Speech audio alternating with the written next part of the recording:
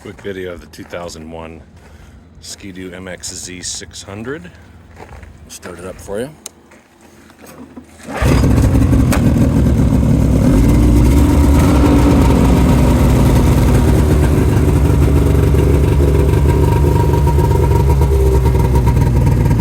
Track's in good shape.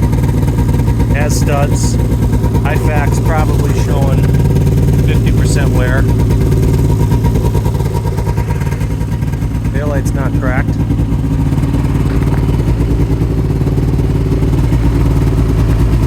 Small crack lower left of the hood where the latch, just outside of where the latch attaches.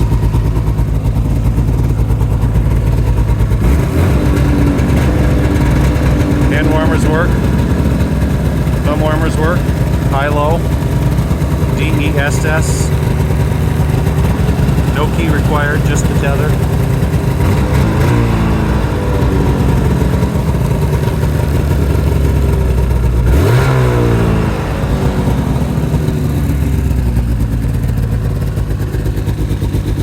Skis are in good shape, plastic skis. A little bit of spider web cracking in the front corner of the hood, but otherwise the hood's in really clean condition. Suspension's in good shape. Front bumper's not smashed.